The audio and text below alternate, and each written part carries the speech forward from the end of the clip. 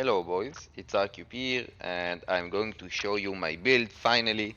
I had some time to do that, to show that. I hope you will like it. There is some similar builds outside, but I think that I play it a little bit different. Okay, so let's start. Now, before I will show you the actual build, I want to show you the recent fight that I had here against this boss. Just so you can see what this build can do. Of course, this is tier 2 fight. It's a much higher difficulty. It's not the normal tier 1 campaign. With your life, sand and steel, fire and iron, flesh and bone. What is the difference? Face some Baradun. She's insane! Insane? I'll show you insane! Burn, burn, burn!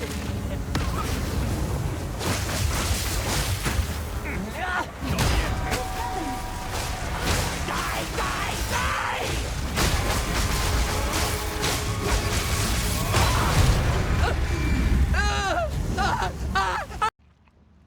Now, what I want to show you is, first of all, we'll start with the passive skill.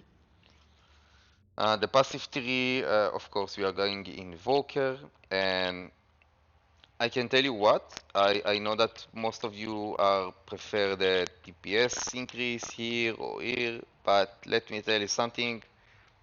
If you are dead, you're not making any DPS, and I can tell you that this node here, it's an actual lifesaver. And so what it's actually doing, it's taking your evasion, and it's 40%. You will lose 40% of your evasion, but you will get physical damage reduction instead.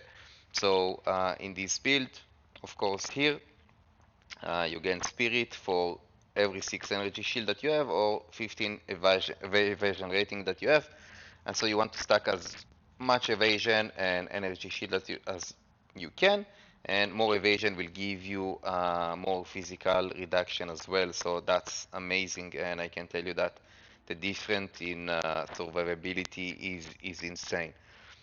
Now let's start. Let's go with the tree. First of all, when I started the game, I took all these three here. I think that they are all important. Of course, you can drop something if you don't like, but I will explain right now why. First of all, here, evasion, evasion, max energy shield on all of them. You just saw why we want it. Okay. And here we get more skill speed and mana regen. Here some critical hit. But if we critical hit, if we make critical hit, we make extra 36 increased damage. Okay, so we want to crit as much as possible. And here some extra chance to shock enemies, which we want to do as well. And I will explain later why it's so important. But as you can see here, we are going for critical damage, more critical damage, and if it's not critical, if you didn't do critical damage, you will actually receive 20% extra critical hit chance. So that's very, very good. Okay, now here you can see by yourself, I don't need to explain. And here as well, 30% increased damage for shocked enemies, and that's why I said that this one is important. Other than that, we are going here, this path. Now, of course, on these small nodes, you want to take what you miss, and if you have something missing for your abilities, for your weapon, for your skills, just go to the menu that reset your abilities, and you can reset them, change them to a different stat. Now here I took more attack speed. I think that attack speed is very, very important. We are melee, and the more attacks we are doing, the more damage of course that we are doing, and we can explode the bell much faster. And here more attack damage. I'm not sure how much this one is important, but for now I have it. And this one is important as well. It will increase your spell damage. Now you will ask me why spell damage if we are melee. So this skill, which we are going to use a lot, the charge staff, is a spell. It's considered as a spell, so that's why we want some spell as well. But not only that, you can see that 32% of the spell damage you will make more 32% spell damage when you're wielding a melee weapon. So that's something that we want, something that we have. Next one, I'm going here. Okay, you can read it, nothing so special, extra damage, and here penetration. And last one, I'm here. I'm going to take all the 4 nodes here, all the big ones. And I think that they are all uh, working really good with this build. And later on, after we will finish, I will take more stuff here and maybe this one as well to make more to have more power charge, and here as well to have more power charge.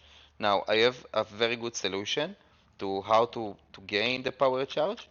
Okay, here as you can see here, this node is giving you 2 power charges, but the problem is that most of us don't know how to actually make the power charge, because not all the time you keep the monsters alive to use the finisher one. What is the name? Killing palm.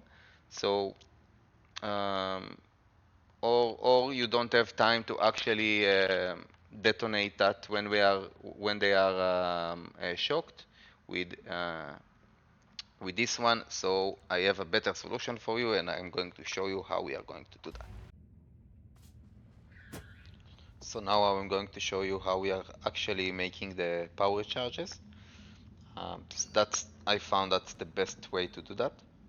Okay, so this is the ability called Profane Ritual, and what it actually do after you kill 1 or 2 enemies, you just go to the corpses and you use it on them, and as you can see, it's giving you power charge. Very easy, very simple, so you can use your abilities. Okay. Now, when you're using charge stuff, you want to use it with Tempest Flurry. Tempest Flurry, because it's very fast attack, that's why I'm stacking attack speed.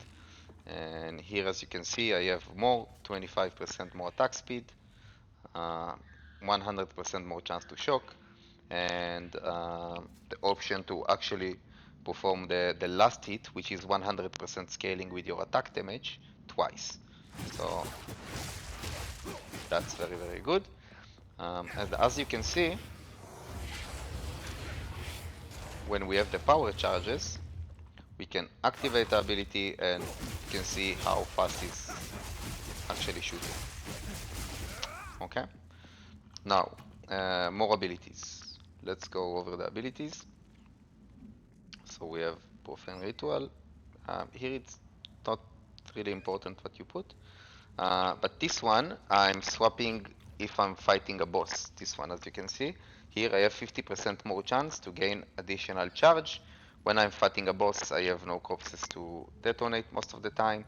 So you want to shock the boss. When the boss have shock, you actually use a chiffoning strike on him, and then you have chance to get 2 stacks of power charge. When you're not fighting a boss, you want to move it back to here.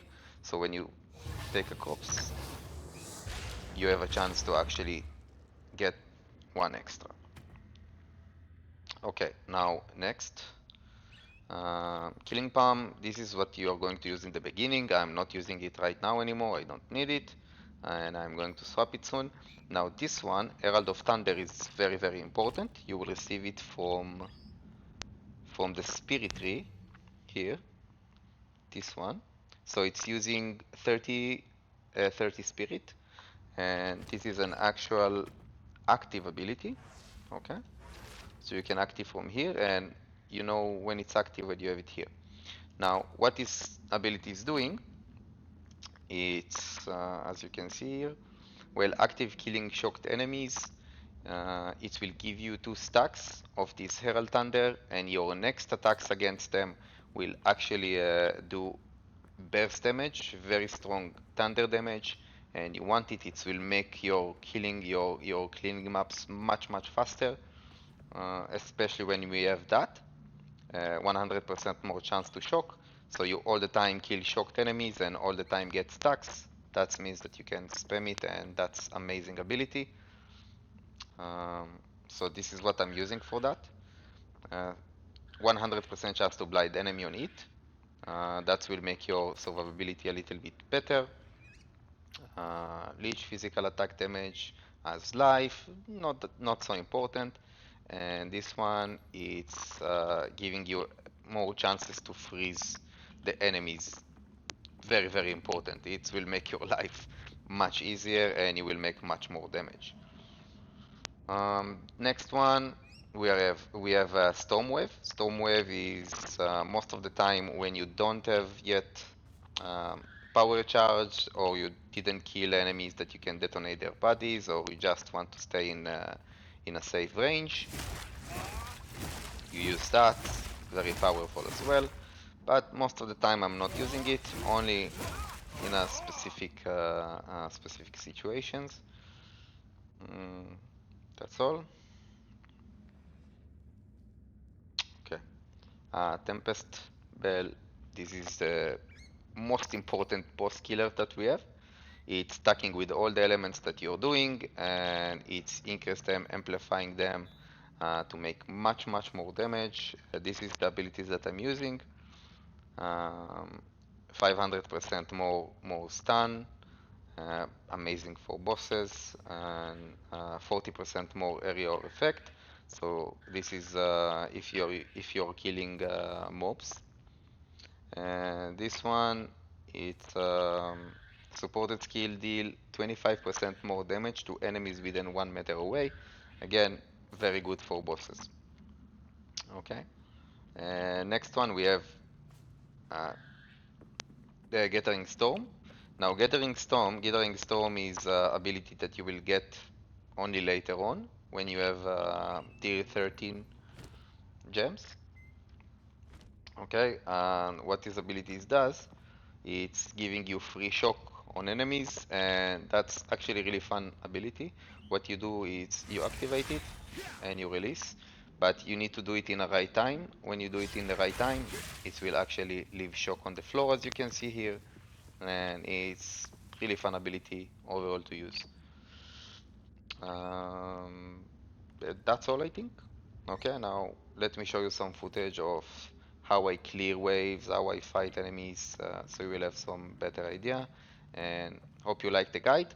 Of course, that this build has much potential, a lot of potential that I'm going to learn more, of course, and the more my knowledge will get better, I will keep you up to date, guys. I hope you liked my guide, and have a good one.